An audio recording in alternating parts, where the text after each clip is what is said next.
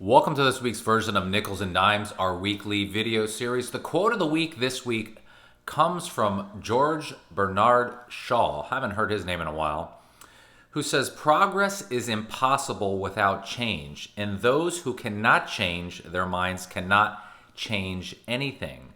Those who cannot change their mind cannot change anything. There's a lot of change going on right now in the investment world, specifically in how a lot of institutions and individual investors look at risk. And what I mean specifically is, for years and years and years, one of the best safe havens to protect capital was just simply investing in cash or U.S. treasuries. And what we've seen over the last 6 to 12 months is a migration, a different way of thinking about what the most ideal asset is to preserve wealth. And what I mean specifically is a transition because of a lot of the Fed printing. You know, the Fed, as we know, has printed trillions of dollars over the last 12 months to offset the major cost, if you will, of the coronavirus. So obviously that creates an opportunity, long-term opportunity for other asset classes to potentially appreciate, for example, like gold and silver. But one of the more newer asset classes, if you will, over the last 10 years has been digital currencies. I talked a few weeks ago about the rise of one of the best asset classes over the last 10 years, Bitcoin. So most people, when they hear Bitcoin, at least most recently, if they don't understand it, they tend to reject it. I bring this up today because what we are seeing right now is a transition of thinking, a different type of thinking in terms of where the best opportunities folks think are going to be over the next 5 to 10 years. So one of the institutions to put money to work was a publicly traded company called MicroStrategy. Last year in 2020, they moved about $250 million off their balance sheet and transitioned that cash from their balance sheet to the cryptocurrency known as Bitcoin.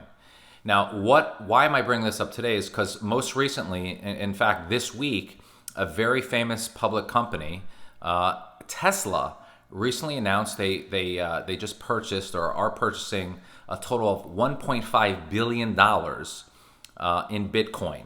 So you look at institutions like those two, and also a very conservative life insurance company last year, Mass Mutual, put $100 million into Bitcoin. Bitcoin, like many other digital currencies, is now what many folks in the institutional world believe is the best safe haven asset to invest in the long term because of the devaluation of the dollar. Now, they say follow the smart money. Again, all you have to look is what's going around you. There's a lot of change happening. So my question to you is, again, and I mentioned this a few weeks ago on a video, are you looking for opportunities in the marketplace to participate in potential appreciation? If you're not, maybe you should consider. Now, as I mentioned a few weeks ago in my video, and I'll mention it again, a lot of these cryptocurrencies have volatility. So if you're willing to take some risk with a piece of the portfolio, it's something that you may consider doing.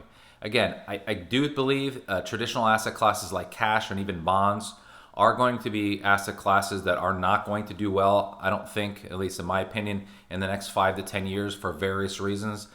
To that end, if you would like a second opinion on your portfolio or financial situation, if it makes sense or not, you could send me an email. We're happy to help. See Nichols at nicholswealth.com or go on our website at nicholswealth.com to learn more.